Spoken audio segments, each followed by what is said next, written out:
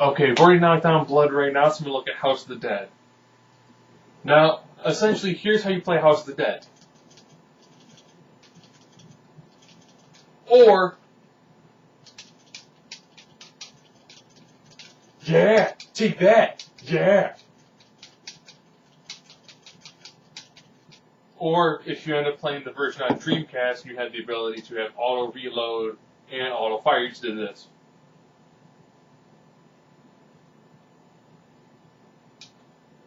People. Now, if you want to be really cool, you try to play it like this.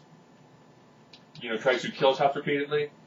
Those of you wondering, yes, these are the Wii gun modes, Wii gun controller things. I've done a review for them in the past, so you can check that out if you want to.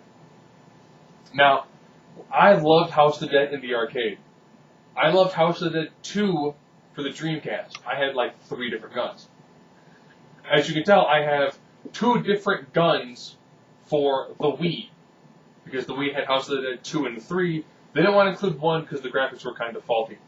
Now, essentially, the first one is kind of like a haunted house on-rail shooter. On-rail shooter essentially means you kill everything on the screen and then you go forward. You don't control the direction you move at all. How do you turn a game where you almost never see your character and you're essentially just a pair of detectives shooting zombies? How do you turn that into a movie? Well, obviously, you make it a zombie movie during what should have been like the coolest party ever. So a house then became like Rave Island Zombie Bash. Actually, you know, Zombie Rave Island or Rave Island Zombies. That actually sounds like a pretty decent idea for a movie. You know, have a rave party, but it's just zombies killing people. That kind of is House of the Dead. Sad thing. It works pretty well as a zombie movie. You know, they try to do lots of the, they call it bullet time. So someone like jumps in the air with a gun, and then they like pivot around and show the bullets like flying everywhere. That's kind of neat. That actually works. And zombie movies have never been done super seriously, because it's kind of hard to do, you know, slow moving zombies and have it be really super serious. There's always some little knickknacks, little tongue-in-cheek moments here and there. Now, the sad thing is, as a zombie flick, works. As a House of the Dead movie, no. So, I love House of the Dead. I'm okay with the House of the Dead movie because he took artistic liberties to try to make a zombie movie. Such is what it is. It's better than Resident Evil. That's not saying a whole lot. I mean, Resident Evil had better graphics, had better visual effects, and that kind of shifted from what the actual plot was. But you can't go from, you know, mad scientist in a house where it's later revealed that the reason why his experiments happened was because he was trying to save his son, and then turn it into, you know, science gone wrong on an island where the world's biggest rave party was supposed to be happening.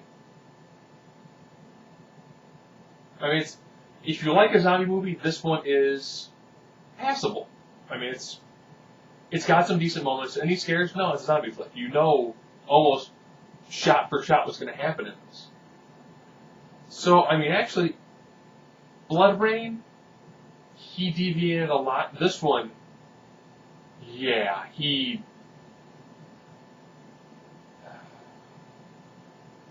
deviated a lot. I mean, a lot. And it makes sense in some respects, you know. In House of the series, you have lots of things, you know, like zombie frogs. Giant zombie leeches? Oh, okay. Weird monkey-like creatures? Okay. You know, zombie owls? Zombies, when you shot them, like a leech came out of their chest? You know, certain things I can understand why you kind of go, let's just go with generic zombies. And the second one, they wasn't teleported. I can understand not going with, like, the laser hand or laser cutting blade throwing zombies. It makes total sense not go with those. And to not have, you know, the magician as the way he's portrayed in the video games. You know, even though he would have looked insane. You know, the magician was kind of like a robotic zombie. We had large sections of metal and the sections of exposed flesh that tend to have almost like worms coming off them. That would have been just insane to have seen on the screen, but I can understand why that didn't make it in there. That probably would have seemed like some crazy robot hentai zombie sort of thing. So, House of the Dead, I'll be honest, it's not bad. As a zombie flick, passable. As a House of the Dead flick, not so much. You know, if you're in the mood to see how someone takes a game, all you're doing is this,